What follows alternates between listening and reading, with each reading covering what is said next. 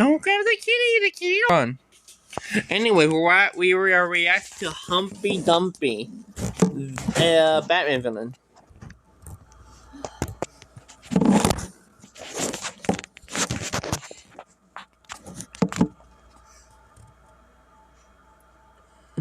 This is my game and I'm the winner!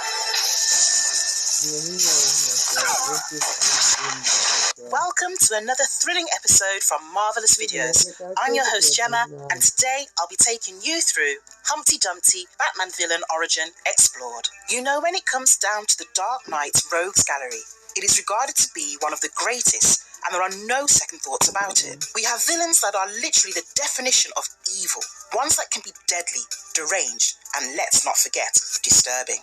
Wow, speaking of disturbing, we just cannot disregard Humphrey Dumpler, aka Humpty Dumpty, particularly his fixation on assembling broken things and returning them to their original form. He is even fine with taking them apart and rearranging them, for that matter, something that categorically makes him out and out creepy. A creation of celebrated writer Dan Slott and artist Ryan Sook, the character first made an appearance in Arkham Asylum, Living Hell #2 back in the year 2003. Don't go by his poorly well-mannered demeanour.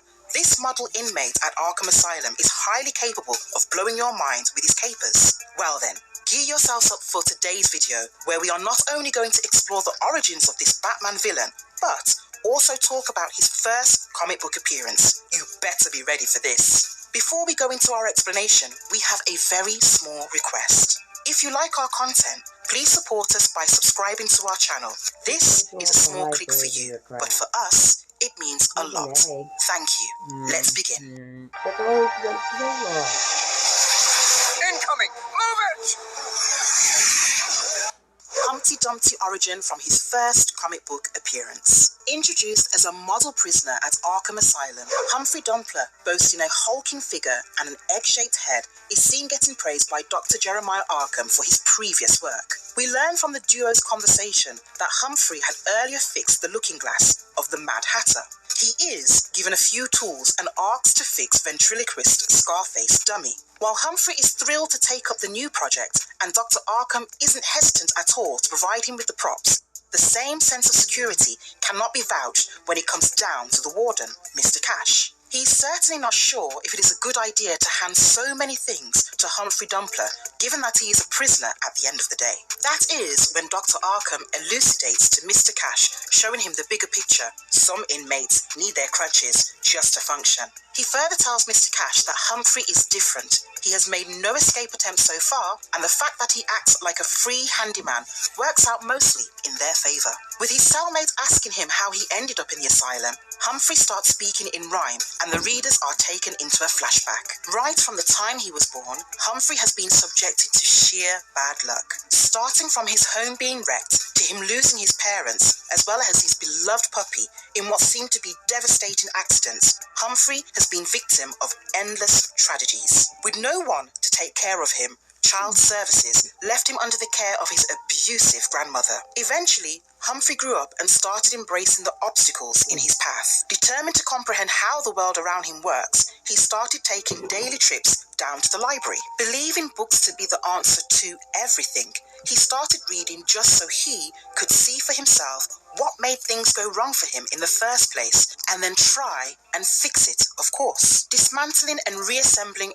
every mechanical device that caused him even the slightest obstruction, Humphrey developed this compulsive desire to fix things. Speaking of the things he fixed, most of them ended up causing dangerous accidents, but regardless, it was important for Humphrey to break a thing down and learn how its insides functioned. Soon came the day when one of the machines ended up disclosing something about him and revealing him to the world for the very first time, may we add. With Humphrey taking apart an ATM machine and putting it back together after he thought that the machine ate his card, his picture was cash machines had. Of Gotham that he had to go on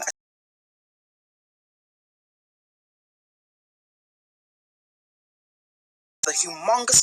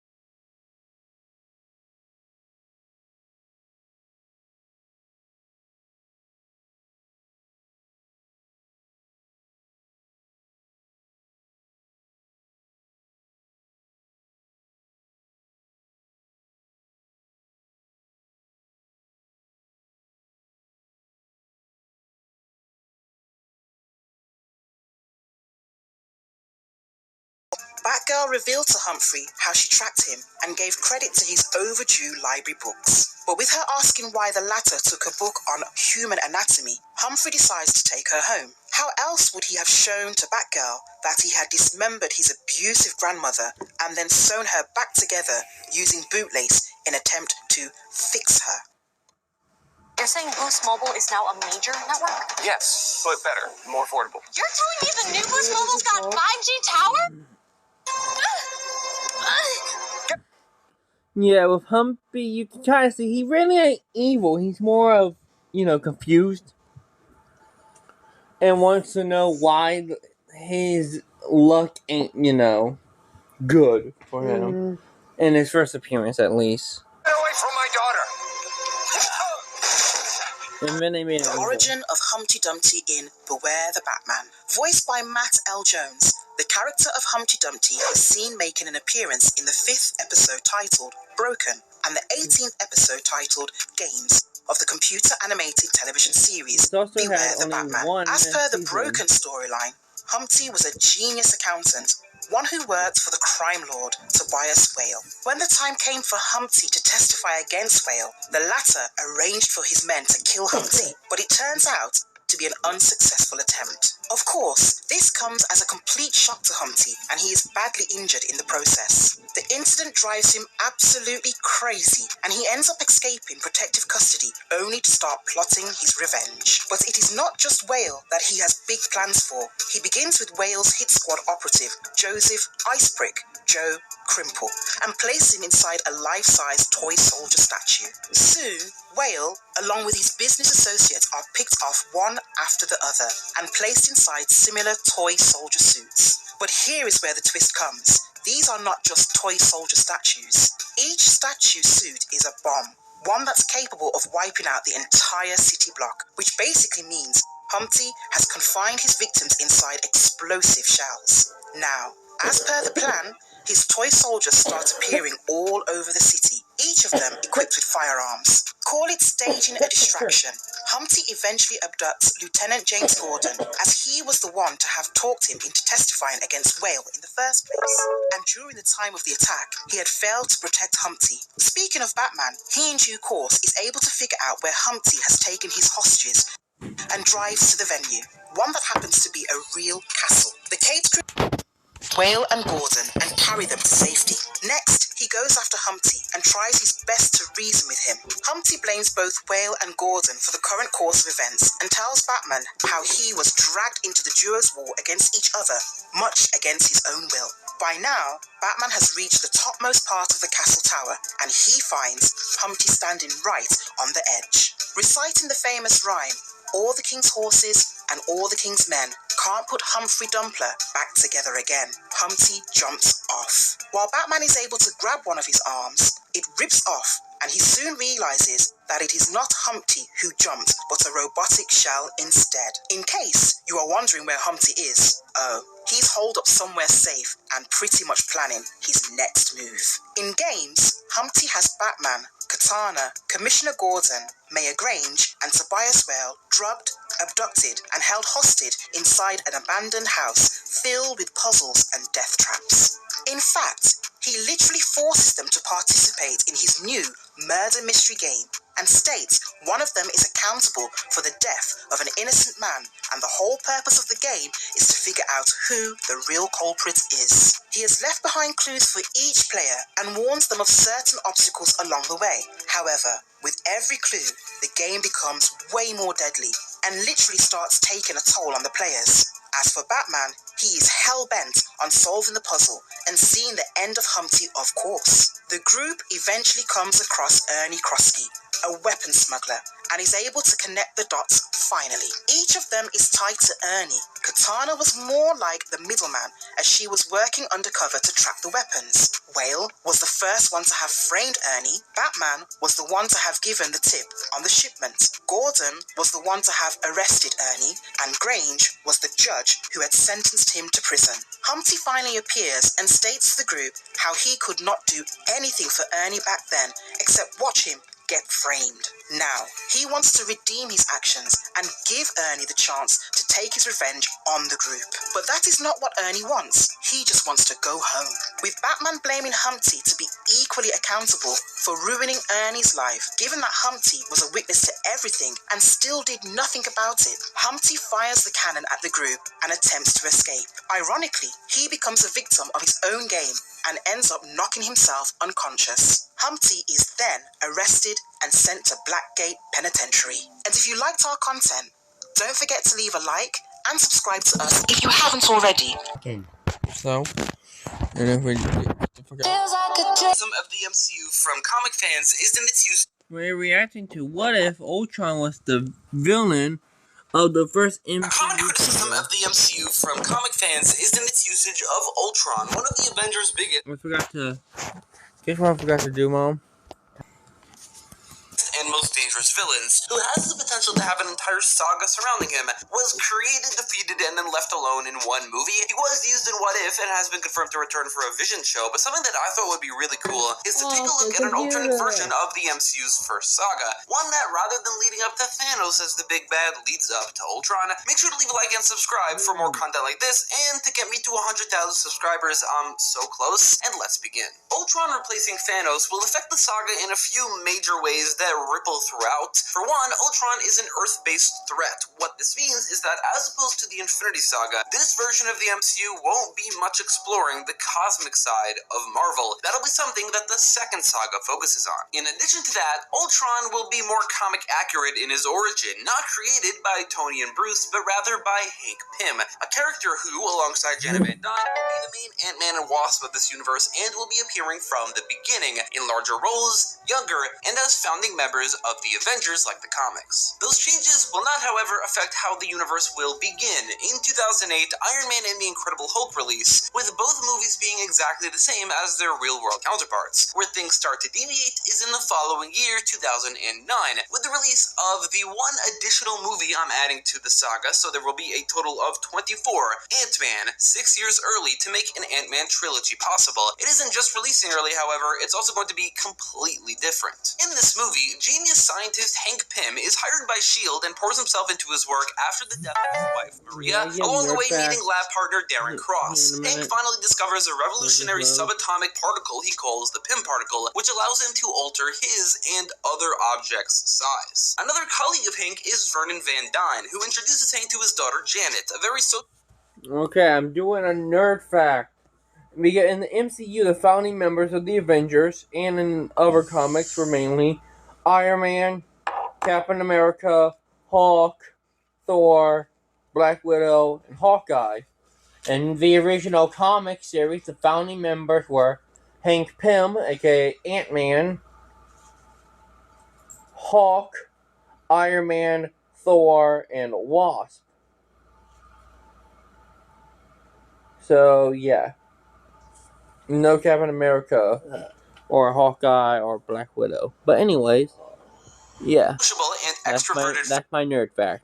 fashion designer. Your excuse. Despite being basically the polar opposite of Hank, falls in love with him and vice versa, Janet becomes Hank's muse, creative source, and a moral compass. Janet comes up with the idea to create a device to communicate with ants, designs the look of the Ant-Man suit, comes up with the Ant-Man name, and pushes Hank to become a superhero. Darren Cross pushes for them to sell those suits to world governments who desperately want to get their hands on Iron Man suits. Hank refuses as he sees the danger of this kind of immense power getting to the wrong hands. Darren steals the original suit and plans to mass produce it. Hank develops a new suit, this time adding a helmet that could allow him to communicate and control ants. While this is happening, Hank and Janet get closer and develop a romance, and Darren learns to control his suit. Then comes the final fight, Ant-Man versus the Black Ant as he's calling himself. Eventually, Darren dies, the Black Ant suit is destroyed, and the Pym particle never becomes public knowledge. Then, an end credit scene shows that after Janet begged him to, Hank made her a suit of her own. Iron Man 2 releases in 2010, being just about the exact same as the real movie, aside from a reference here and there to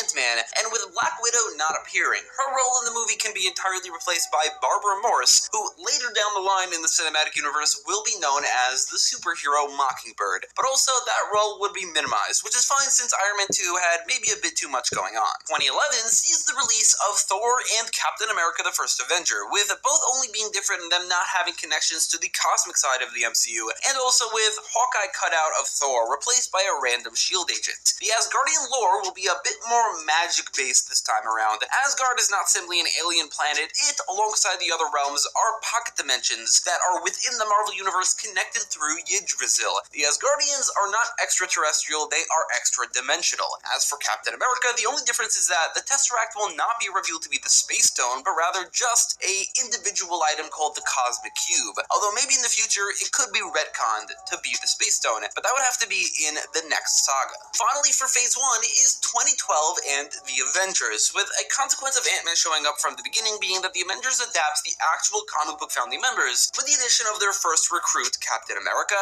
The characteristics I established for Hank and Janet are important to mention because it shows the clear difference between Hank Pym and the other Avengers geniuses, of which there are another two. Hank is very reserved and introverted, not very outgoing and not very creative, which is quite the opposite to Tony Stark. But he's also different from Bruce Banner because he's not quite as tortured, specifically because of Janet. I mention this because with this version of the Avengers lineup, which is the comic book version, there are simply too many geniuses, and there would need to be significant differences between them. Then, Janet simply adds a very necessary level of personality, creativity, enthusiasm, and even cuteness. In this version of the movie, Loki is not at all involved with Thanos. Instead, after falling from the Rainbow Bridge in Thor, Loki fell to the undiscovered realm below, populated by rock trolls. Loki took over this realm with ease, using their mysterious artifact, which could maybe later on in the next saga be retconned to be the Mind Stone, to create his mind-controlling scepter. Then, putting together enough dark magic to transport himself to Earth with the plan to create a device that creates a portal to the realm below, to transport his army of rock trolls, which also includes the Leviathans, huge creatures the rock trolls ride in their world. And so things just generally go very similar to the real-world Avengers movie. Loki invades Earth, S.H.I.E.L.D. brings together some of Earth's mightiest heroes, Thor joins the exact same way as before, and the Avengers assemble. Black Widow, Hawkeye, and Mockingbird all cameo as S.H.I.E.L.D. agents set up for a bigger role down the line. An end credit scene does not show Thanos. Instead, it shows that Hank Pym is working on something. Comic fans know what that would be. Phase 2 kicks off identically to the real MCU, Iron Man 3 and Thor the Dark World, with no differences to them at all, aside from the inclusion of AIM in Iron Man 3, which would just be replaced with something else. It's not really important what else it would be, it's just that AIM will eventually appear in the saga, so they can't very much appear here. 2014 starts off with Ant-Man and the Wasp. In the time between the two Ant-Man movies, Hank Pym founded Pym Technologies, focusing on advancing technology into the future completely independently from the Pym particles. But speaking of the Pym particles, Hank has continued to develop them and the Ant-Man suit, making it eventually possible for him to grow, not just shrink. He's first able to grow only a bit, but manages to grow to being a lot larger by the end. The movie's focus won't just be on Hank and Janet, but also Scott Lang and Eric Jostin, a criminal duo who break into Pym Tech and steal the Ant-Man suit that Hank was most recently working on.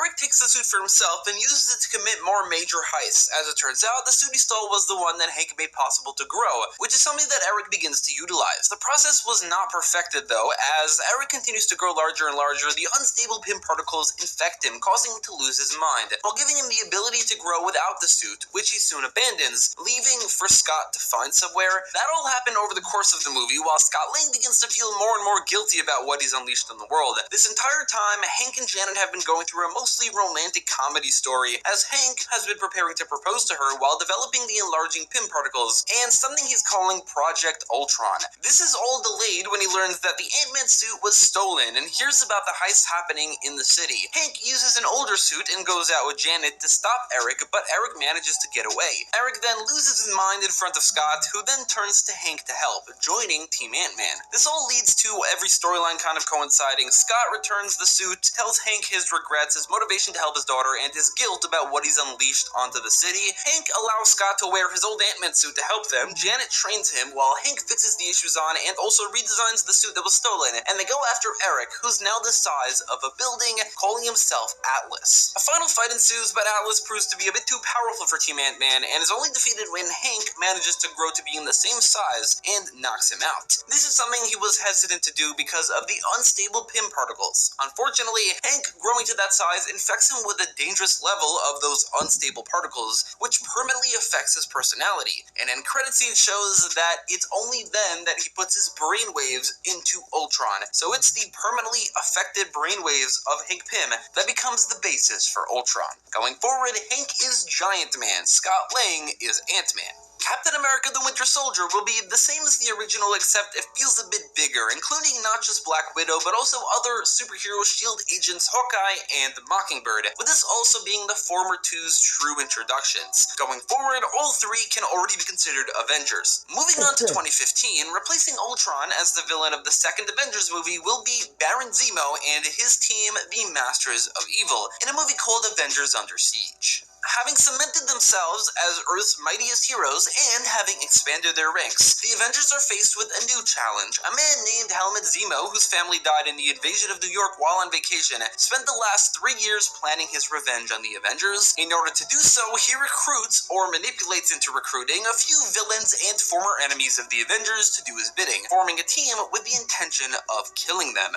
One member of the Masters of Evil is Nathan Garrett, aka the Black Knight. He has a nephew named Dane Whitman, who he's trained to take his place. Dane, however, turns against him, takes the ebony blade for himself, and joins the Avengers. Another member is the Swordsman, revealed to be Hawkeye's old master. He turns against the Masters of Evil as well, and also joins the Avengers. This version of Hawkeye does not have a family and kids, instead he has a flirtatious back and forth with Mockingbird. The member of the Masters of Evil who proves to be the biggest threat is Graviton, whose insane power level and control over gravity completely overwhelm the Avengers, to the point where Hank is forced to unleash his creation, a powerful robot named Ultron, who turns the tide against the Masters of Evil, but Ultron maybe takes it a bit too far, and he kills all of them, every single member of the Masters of Evil, which might have a bit more of an impact in this version of the Marvel Universe, specifically in this movie, where 2 members of the Masters of Evil already switched sides to the Avengers and became good. All the other members never really got their chance, or at least that will be a bit of the focus. But also, maybe to really hammer it home, Ultron kills an innocent or 2 before Hank is able to shut him off and destroy it.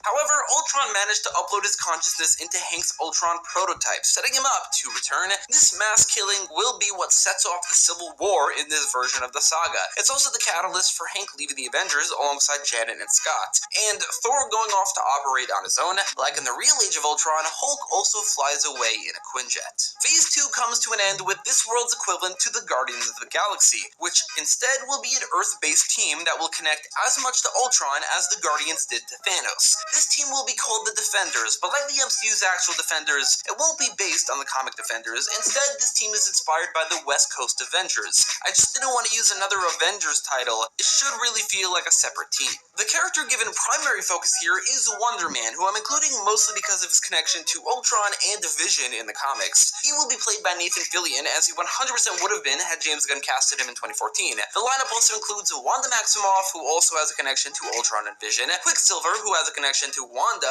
and also then Vision, Rocket Raccoon, and a character who has not yet appeared in the MCU, and it doesn't seem like there are any plans to introduce her, Tigra, who I'm including because she seems to be a very prominent member of the West Coast Avengers. In this movie, Simon Williams is a famous actor playing a fictional superhero known as Wonder Man, and is in the middle of filming a scene in costume when he's abducted by Wanda and Pietro Maximoff, who bring him to a pocket dimension called Counter-Earth, which was created by their master, the High Evolutionary. Wanda and Pietro got their powers after being experimented on by the High Evolutionary, but they were actually special in that they were his only successful experiments that did not involve animals in any way. Once the MCU gets access to mutants, maybe they can reveal that their mutation is the reason for that, or maybe because of Wanda being the predetermined Scarlet Witch. The High Evolutionary kidnaps Simon because of his interesting and underlying ionic abilities, which are brought out after he puts Simon through rigorous experiments. Using these abilities, Simon, now able to turn into ionic energy, manages to escape, along the way helping fellow experiments to escape as well, including a woman named Greer Nelson, who was kidnapped by the High Evolutionary at random a few years ago and combined with a tiger, turning her into Tigra. And finally, Rocket.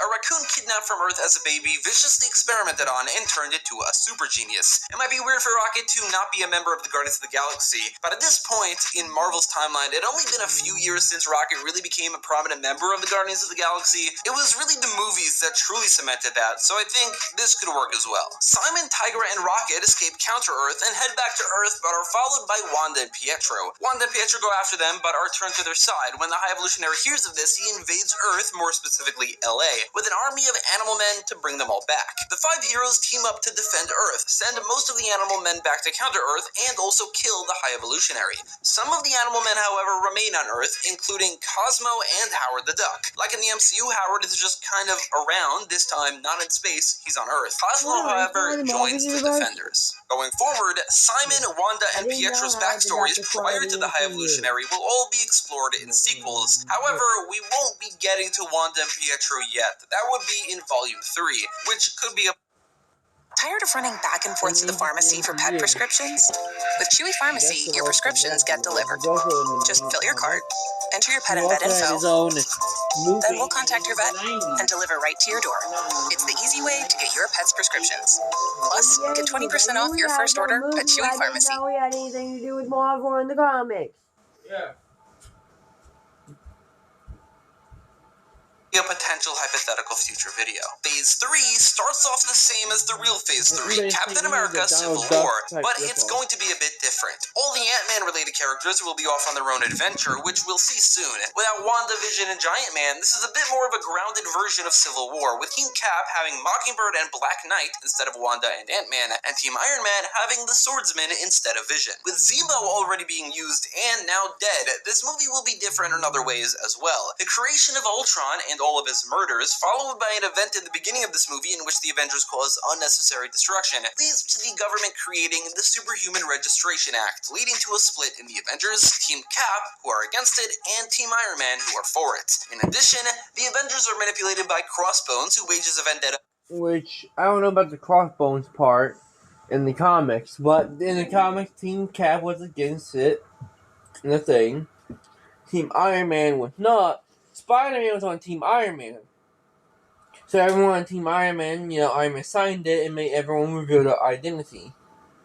Which is the fucked up here. Because, since now everyone knows that Spider-Man is Peter Parker, even though Iron Man says that he will help Peter, no one will hurt his family, Aunt May got shot. Which then leads to the storyline, One More Day, I believe. To where to save Aunt May, Peter Parker had to get rid of his marriage with Mary Jane, and basically a whole universe reboot thing for Spider-Man happened. The whole history of Spider-Man was erased since they were married. I knew that already.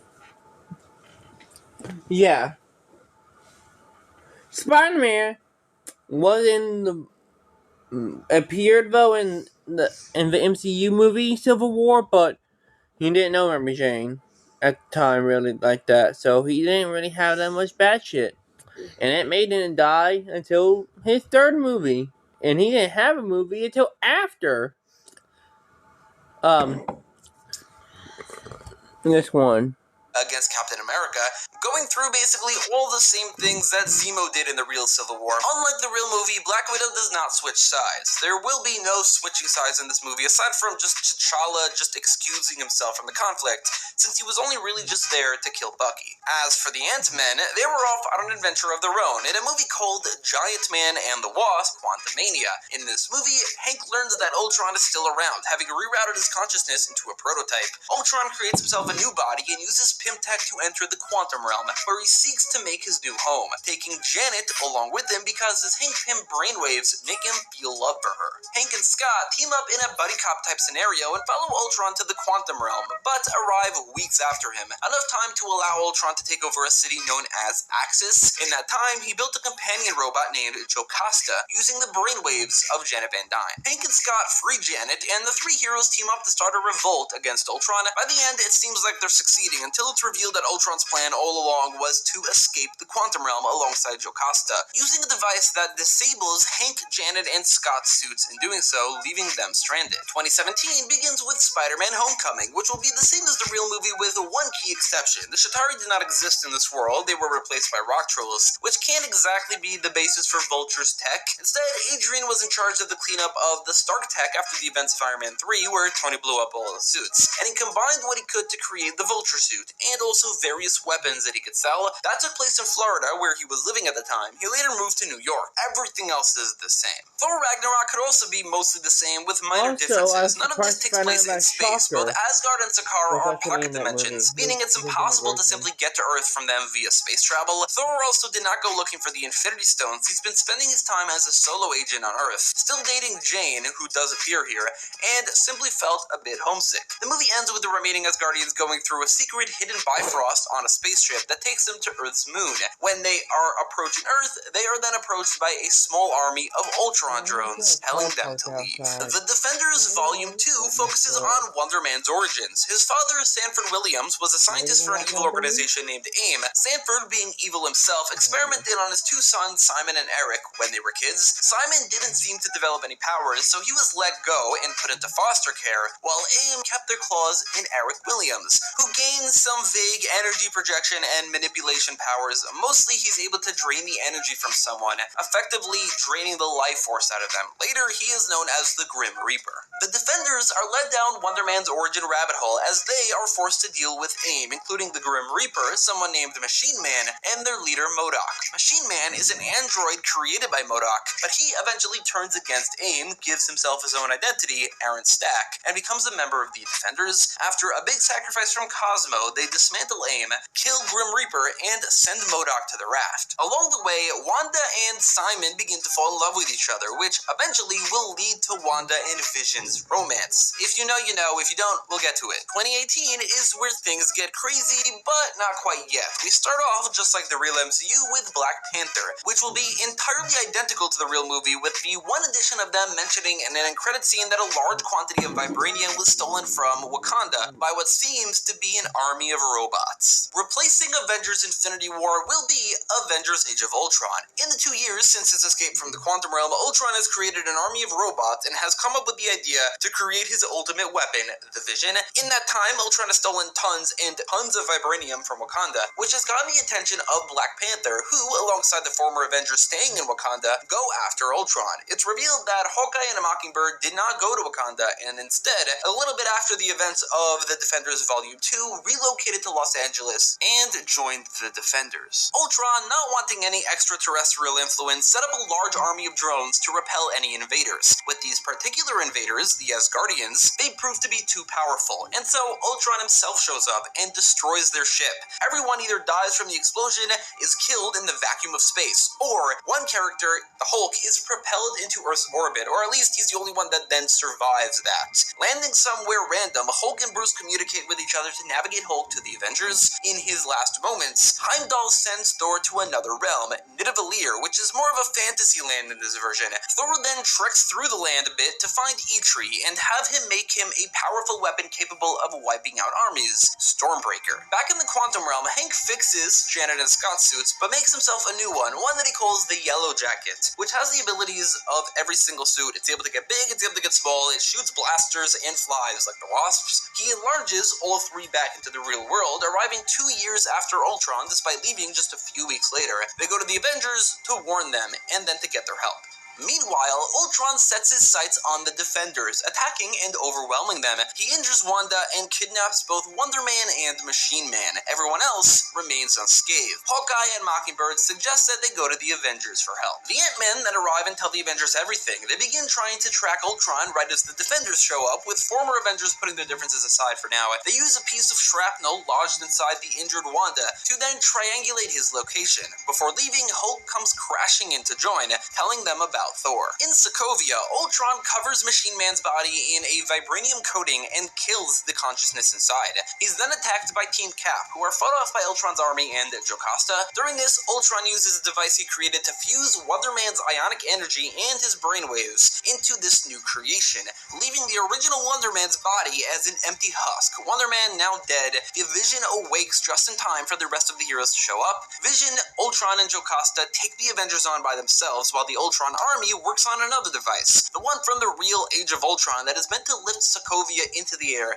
and drop it down. At one point, Janet manages to get through to Jocasta, who has her brainwaves, turning her to their side. Unfortunately, it's all too late. The Avengers are simply outmatched as Ultron's device begins to lift the city they're in, Sokovia, into the air. It's at that point that Thor finally gets Stormbreaker and uses its Bifrost to join the battle, helping turn the tide of battle against the Ultron army. Thor delivers the killing blow against Ultron as he destroys the main body. Ultron, however, simply reroutes his consciousness into Vision's body as he was planning to do all along. The Avengers do everything in their power to stop the city from crashing back to Earth, but they fail. Ultron practically hits Earth with a meteor, killing every human that isn't on the other side of the planet, is powerful enough to survive like Hulk, had some sort of tech to save themselves, or with a few of them, they were bifrosted away by Thor to another dimension at the very last second, before then being bifrosted right back. Before Ultron could finish the Avengers off, portals open, taking them elsewhere. An end credit scene shows Nick Fury calling Captain Marvel right before Sokovia falls to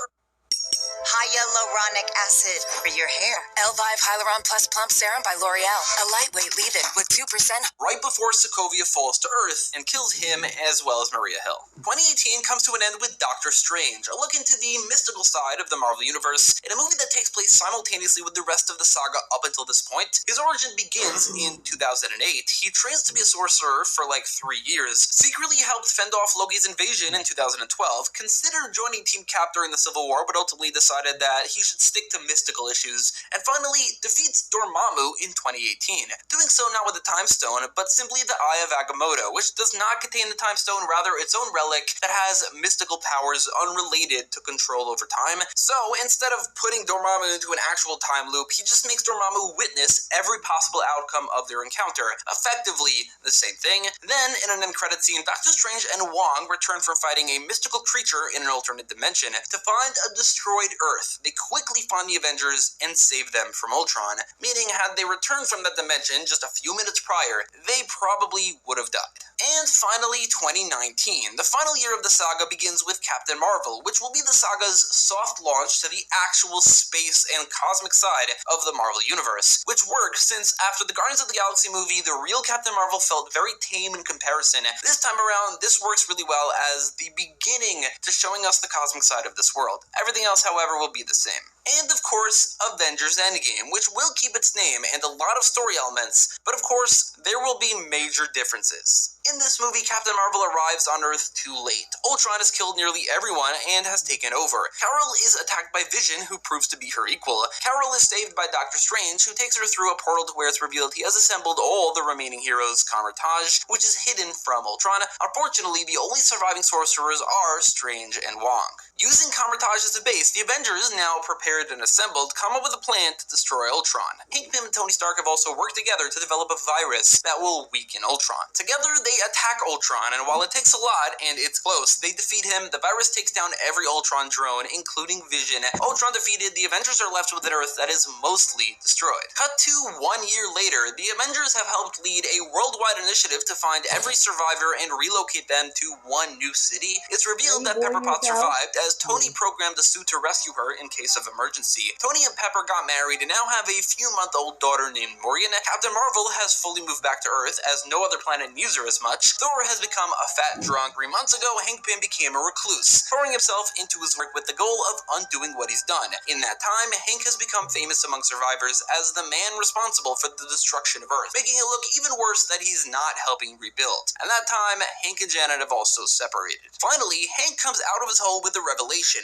Time works differently in the quantum realm, and that he found a way to manipulate it in such a way that allows them to access the past, but they can only do so using a combination of a few of the Avengers' powers. Hank came up with the design, Iron Man and Rocket built it, it has to be powered continuously by Captain Marvel, and they need the Mystics to work together to keep a magical trace on each person who goes back in time to allow them to return, and with the plan being that once they do return, the magic will make it so that their memories and the memories of the written timeline will merge. This version of time travel will be different from the real Endgame's version of time travel. It will not create alternate timelines, it will genuinely rewrite history.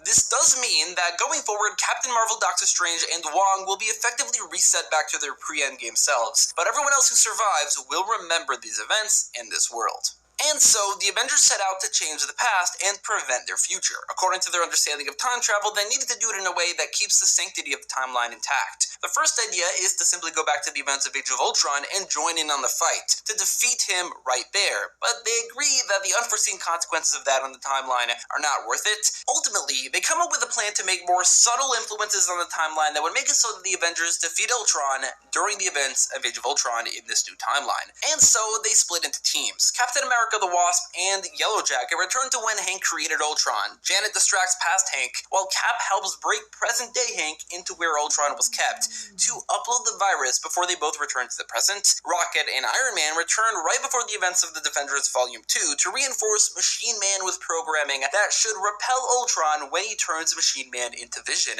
Black Widow and War Machine return to right before Age of Ultron to steal Nick Fury's pager and call Captain Marvel a bit early. Finally, Thor, Hulk, Tigra, and Jocasta return to before the events of both Thor Ragnarok and the finale of Doctor Strange, or rather the end credit scene, to kill the creature Strange was fighting during the events of Age of Ultron. That way, Strange and Wong will be unoccupied enough to join in on the fight against Ultron. They also leave a magical letter given to them by the future Strange about Ultron that past Strange will then only get a day before Ultron's attack. While in the past, Thor takes Mjolnir right before it's destroyed, effectively making it so that Thor loses Mjolnir at the same time, simply thinking that Hela made it disappear. This confuses Hela, but she doesn't bring it up, and nothing really changes aside from future Thor getting Mjolnir back. Also, while in the past, Jocasta's interface connects to the other Jocasta from around the same time. Everyone travels back to the present, but Jocasta remains being captured by Ultron. Ultron uses Jocasta to learn about time travel and about the Avengers' plan. Everyone returns aside from Jocasta to find a world that is completely intact. However, something is wrong. As the heroes regain their memories of the version of this last year, they have no memory of Ultron. As it turns out, Ultron learned of the Avengers' plan and took an entire year to rid himself of the virus and to create a new body for a new Vision rather than use Machine Man, so the Avengers effectively just delayed things rather than prevented them. A bit before the Avengers returned, Ultron resumed his plan, captured Wonder Man, fused his essence to the new Vision and killed him exactly the same way, and Ultron attacks Avengers HQ exactly like how Thanos did in the real Endgame, and things go very similarly, including Cap finally using Mjolnir. Meanwhile, Vision leads Ultron's army in building the same device to lift and drop Sokovia. Ultron gloats that he's about to win again, that even changing the timeline does not stop him, but then Hank Pym shows back up. He says that he saw this coming. He deliberately allowed Ultron to connect to Jocasta, and put inside Jocasta a failsafe that allows her to connect to Vision, freeing him of Ultron's control. Although it proves a bit more difficult than anticipated, the process destroys her. It's only now that the superhero and Avenger Vision finally debuts, and he debuts with a new personality. He destroys the Sokovian machine immediately, but then enters a portal created by Doctor Strange. It turns out that Hank told the original Doctor Strange in the original timeline his plan. The letter only appeared to Strange now, and it gave him another direction. Ultron summons his army, and portals open up all over, bringing in every hero from across the saga. Cap summons Mjolnir, says Avengers Assemble, and all-out war breaks out. Eventually, in order to defeat Ultron in a grand moment of redemption, Iron Man, first of all, distracts Ultron long enough for Hawkeye to shoot Hank into his circuitry. He then shrinks Ultron from the inside, which has the unfortunate side effect of also crushing Hank. Ultron's systems eject Hank, but it's too late. Ultron is close enough to being physically destroyed that he now has no defense against Vision, who completely destroys any trace of the AI, leaving all the other Ultron bots without a guide. They all shut down. Hank takes his last breaths in Janet's arms, as she revealed that she's 3 months pregnant. Cap time travels back to the 40s and passes the mantle to Sam. Tony completely retires to be a good father to his daughter. Janet retires as well to raise her own future child. The Defenders mourn their leader, but are joined by what can be considered his reincarnation, the Vision, and there's an immediate spark between Vision and Wanda. Thor settles down on Earth in New Asgard as their rightful king and leader. So basically, following Endgame, this universe is very different from the main MCU. Tony, Vision, Black Widow, Quicksilver, and a lot of the Asgardians are all still alive. However, a few of them are retired. The world